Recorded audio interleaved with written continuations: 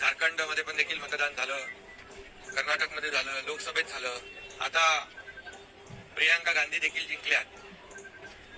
म्हणजे जेव्हा आपण हरतो तेव्हा ईव्हीएम घोटाळा म्हणायचं आणि जेव्हा आपण जिंकतो तेव्हा मग ईव्हीएमची ऐवजी बॅलेट पेपरची मागणी कुणी करत नाही. हे खरं म्हणजे दुटप्पीपणा आहे. हे खरं म्हणजे विरोधी पक्षाकडे कुठलाही आता मुद्दा राहिलेला नाही आणि विरोधी पक्षाला या महाराष्ट्रातल्या जनतेने, मी म्हणालो होतो की विरोधी पक्षाला या महाराष्ट्रातली जनता चारी मुंड्या चित करेल. आमच्या लाडक्या बहिणी, लाडके भाऊ, लाडके शेतकरी, लाडके ज्येष्ठ सर्व घटकांनी या राज्यातल्या विरोधी पक्षाला त्यांची जागा दाखवली. कारण घरी बसणाऱ्यांना लोक मतदान करत नाहीत, काम करणाऱ्यांना, फील्डवर उतरून काम करणाऱ्यांना लोक मतदान करतात. हे या निवडणुकीने दाखवून दिलेलं आहे. लोकसभेची आकडेवारी आपण जर पाहिली तर महायुतीला 2,48,12,627 मतं आहेत. म्हणजे 43.55% मतदान झालं आणि आम्हाला जागा मिळाल्या 17 आणि महाविकास आघाडीला 2,50,00,000 म्हणजे 2 लाखाचा फरक आहे आणि त्यांना मिळाली मतं, आम्हाला मिळाली 43.55% आणि महाविकास आघाडीला 43.71%, म्हणजे पॉईंट 15-16चा फरक आहे. आणि या पॉईंटमुळे आम्हाला जागा मिळाल्या 17 आणि महाविकास आघाडीला जागा मिळाल्या 31. मग हा ईव्हीएम घोटाळा झाला का म्हणायचा? मग तेव्हा त्यांनी कुठलाही ईव्हीएमच्या बद्दल आक्षेप घेतला नाही आणि त्यामुळे आज काल मी 57 जागा मिळाल्या आणि काँग्रेसला 80 लाख मतं मिळाली आणि त्यांना 16 जागा मिळाल्या. कारण काँग्रेसने जवळपास 100 पेक्षा जास्त जागा लढवल्या, आम्ही 80 जागा लढवल्या. त्यामुळे कमी जागा लढवल्या आणि त्यांनी जास्त जागा लढवल्या. त्यामुळे शेवटी हे प्रत्येक मतदारसंघ वाईज वेगळं वेगळं गणित आहे. हे किती मार्जिनने कोण निवडून आला, कोणी 1000 मतांनी निवडून आला. आता आमच्या 8-10 जागा 1200 मतांनी आम्ही हारलोय. मग त्या निवडून आल्या असत्या तर आमच्या 70 जागा झाल्या असत्या. मग 79-80 लाखामध्ये 70 जागा, मग याच्यावर तर मोठा आक्षेप घेतला असता. परंतु मी आपल्याला मुद्दाम या ठिकाणी सांगतो, लोकसभेमध्ये शिवसेनेला 73,67,674 मतं मिळाली आणि एनसीपीला 58,51,166 मतं मिळाली. पण आम्हाला मिळाली 73 लाख आणि एनसीपीला मिळाली 58 लाख आणि आम्हाला मिळाल्या 7 जागा, एनसीपीला मिळाल्या 8 जागा. मग तिथे ईव्हीएम घोटाळा झाला का? हा देखील माझा सवाल आहे. त्यामुळे एवढंच मी या ठिकाणी सांगतो की ईव्हीएम वर आक्षेप घेणं, मग तुम्ही जेव्हा तुम्हाला विजय मिळतो, तुम्हाला जेव्हा जागा जास्त मिळतात त्यावेळेस ईव्हीएम चांगला असतो आणि जिथं जेव्हा पराभव होतो तेव्हा ईव्हीएम खराब असतो. असं या एक फक्त ईव्हीएमवरच नाही आहे, पण सुप्रीम कोर्टापासून निवडणूक आयोगापर्यंत प्रत्येक वेळेला विरोधी पक्षाने जेव्हा जेव्हा त्यांच्या बाजूचा निकाल लागला तेव्हा तेव्हा त्यांना चांगलं म्हटलं, ही यंत्रणा चांगली आहे, सुप्रीम कोर्ट, हायकोर्ट चांगलं आहे.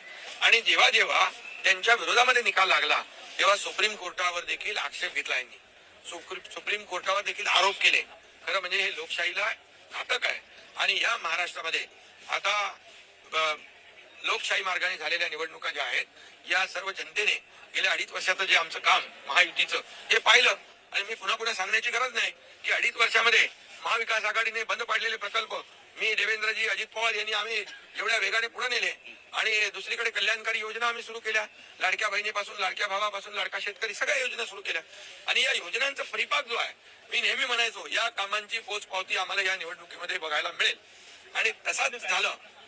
आणि त्यामुळे विरोधी पक्षाला माझं आव्हान आहे, हे रडगाणं आता थांबवा आणि आम्ही जो विकास केलेला आहे त्या विकास रडगाणं बंद करा आणि विकास गाणं सुरू करा. पण उद्धव ठाकरे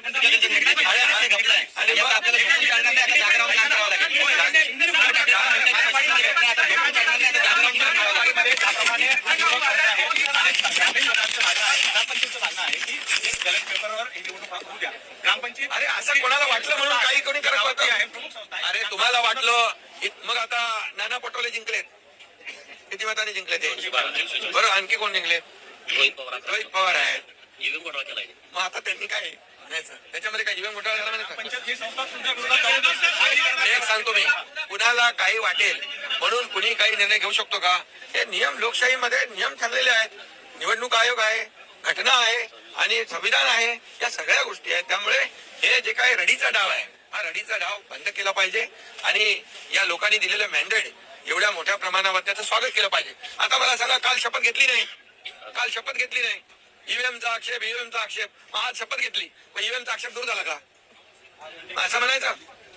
आणि म्हणून हे सगळं फक्त गेले 2.5 वर्ष आम्ही हेच पाहतोय, आरोप आरोप आरोप. आता जनतेने मॅन्डेट दिले, आता तुमचे म्हणजे आता बोलण्याला काय संधी आहे तुम्हाला? पुन्हा म्हणजे गिरे तो भी टांग ऊपर अशातला प्रकार आहे.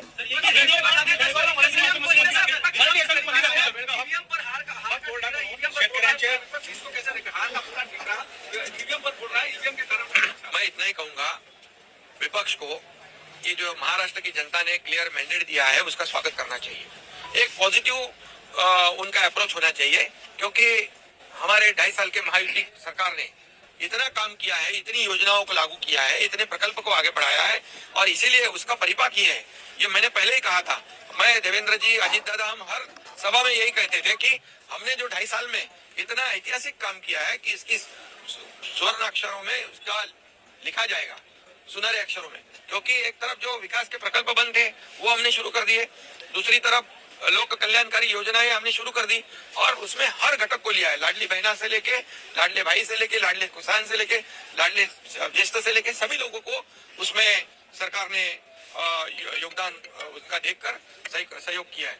और इसीलिए मैं इतना ही कहूंगा कि उनका जो अभी अभी झारखंड में चुनाव हुआ, प्रियंका गांधी जी का चुनाव हुआ, कई लोगों का चुनाव हुआ, ये इधर का नांदेड़ बाई इलेक्शन का चुनाव हो गया, उसमें भी कांग्रेस की जीत हुई है. तो ये सब जब उनकी जीत होती है तो ये ईवीएम अच्छी है.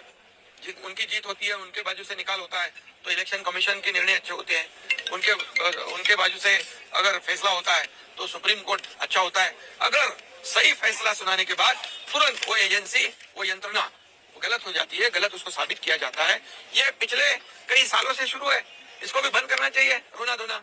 ये जो आज मैं कहूंगा कि लोकसभा में हमें महायुति के 2,48,12,000 वोट मिले और 43.55% वोट मिले और महाविकास आघाड़ी को 50 लाख मिले, 43.71.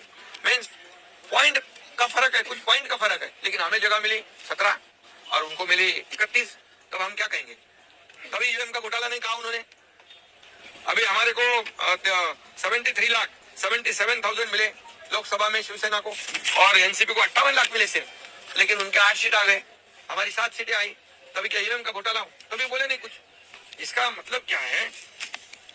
यहाँ पर अभी भी मैं कहूंगा कि महायुति को 49.30% वोट मिला है अभी विधानसभा में और इनको महाविकास आघाड़ी को, मतलब महायुति को 3,18,00,000, महाविकास आघाड़ी को 2,35,00,000.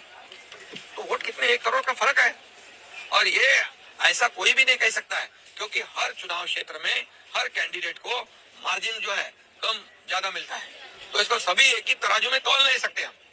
इसलिए मैं यही कहूंगा कि अभी उन्होंने ये ईवीएम वाला जो मामला है, अभी बोले शिवसेना को इतने कम सीटें मिली 16 और हमें मिली 57. तो शिवसेना, कांग्रेस ने तो एसओ के ऊपर लड़ी थी, हम तो 80 लड़े थे. तो ये भी बात है.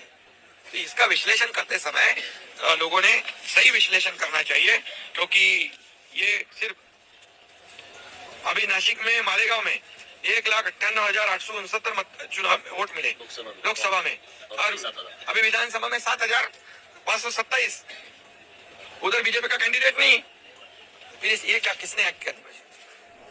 ये सब चुनाव हारने के बाद ये ऐसे बात करना उचित नहीं है. इसलिए लोगों के दिशाभूल करने का काम जो है वो कर रहे हैं. अभी वो कोई किधर, किसी को लगता है बैलेट में चुनाव ले लो, किसी को लगता है ईवीएम में ले लो. ऐसा नहीं होता है ना. ये संविधान की बात है. ये सभी जो काम निर्णय है वो नियम के अनुसार होते हैं.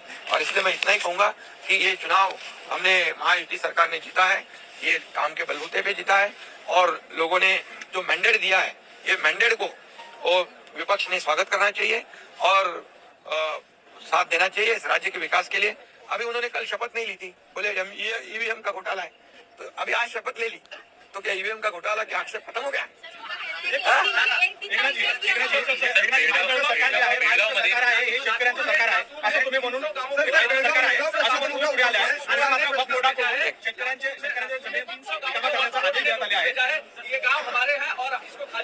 देखिए, नियम बाह्य कुठलंही काम होणार नाही.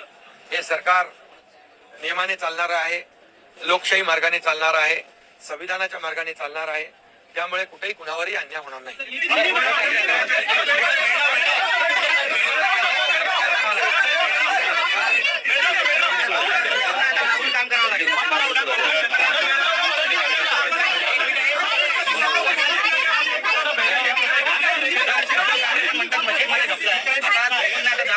बाबा डोळ्यात तेल घालून काम करू दे, चांगलं आहे, काम केलंच पाहिजे. आता काम केलं असतं तर हा निकाल लागला असता का? काम आम्ही 2.5 वर्ष केलं आणि ते बसून राहिले. त्यामुळे 2.5 वर्षाचं कामाची पोचपावती आहे, कामाची पोचपावती आहे. शेतकऱ्यांना देखील हे सरकार कधी वाऱ्यावर सोडणार नाही. आणि मी आपल्याला सांगितलं अगोदर, कुठलंही नियमबाह्य काम होणार नाही. या जनतेचं, सर्वसामान्य जनतेचं सरकार आहे, सर्वसामान्य जनतेच्या पाठीशी राहणारं सरकार आहे.